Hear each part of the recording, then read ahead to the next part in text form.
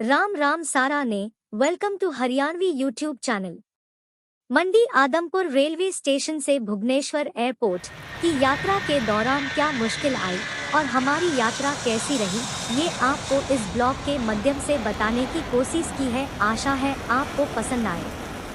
हम लगभग 15 to 20 minute पहले रेलवे स्टेशन पर पहुंच गए। मानो को तब घर की याद आने लगी। घर जाना है, भव्य पास जाना है, ट्रेन नहीं जाना, पापा घर चालू। मानो को जैसे तैसे समझाया। तब तक ट्रेन आ गई। यहाँ पर ट्रेन का स्टॉपेज टाइम 2 मिनट था, तो हम दौड़कर डब्बे में गए। हमने सीट पहले से ही रिजर्व कर रखी थी।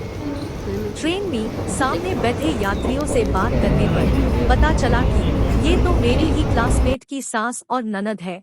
और फिर क्या, हमको मिल गया दिल्ली रेलवे स्टेशन तक का साथ। दिल्ली रेलवे स्टेशन पहुंचने पर हमने वहां से 500 रुपयों की ओला कार बुक की और दिल्ली एयरपोर्ट के टर्मिनल 2 पर पहुंचे। दिल्ली एयरपोर्ट पर पहुंचने के बाद सबसे पहले एंट्री गेट पर सिक्योरिटी चेक इन होता है। सिक्योरिटी चेक इन पैसेंजर की टिकट और गवर्नमेंट इशूड आईडी प्रूफ के साथ होता है। आईडी प्रूफ में कुछ भी हो सकता है, Aadhaar card, voter ID card, driving licence या दूसरा कोई डॉक्यूमेंट जो गवर्नमेंट से इशू किया गया हो। ये डॉक्यूमेंट आपके पास ओरिजिनल होनी चाहिए या आप डिजी लॉकर ऐप पर भी दिखा सकती है। सिक्योरिटी चेक के बाद हम अंदर आ जाते हैं और एंट्री करते ही आपको मिलेंगे बहुत सारे काउंटर्स। ये सभी काउंटर्स अलग अलग फ्लाइट के होते हैं, जैसे कि air India, air Asia, spice jet, Go Air, Indigo और दूसरी जितनी भी फ्लाइट एयरपोर्ट से चलती हैं, उन सभी के काउंटर्स यहाँ देखने को मिलेंगे। आप जिस फ्लाइट से जा रहे हैं, आपको उसी फ्लाइट के काउंटर पर जाना पड़ेगा और वहाँ जाके आपके पास 7 किलोग्राम हैंड बैग के अलावा जो भी सामान है वो जमा करवाना होगा। और अब हमें बोर्डिंग पास लेना होता है। बोर्डिंग पास 3 तरीकों से मिल सकता है।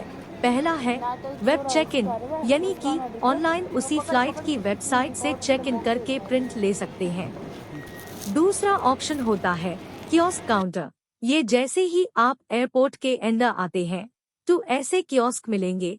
इनसे टिकट का पीएनआर नंबर डेल करके हम अपना बोर्डिंग पास प्रिंट कर सकते हैं। थर्ड ऑप्शन है आप डायरेक्ट फ्लाइट काउंटर जाएं, वहां से बोर्डिंग पास ले लें और यहीं पर हमारा सारा चेक इन एक्स्ट्रा सामान जमा होता है, जो बाद में हमें नेक्स्ट डेस्टिनेशन एयरपोर्ट पर मिल जाएगा। यहाँ का फ्लाइट स्टाफ बहुत हेल्पफुल है। अगर आप पहली बार जा रहे हैं तो यहाँ के फ्लाइट स्टाफ से हेल्प ले सकते हैं।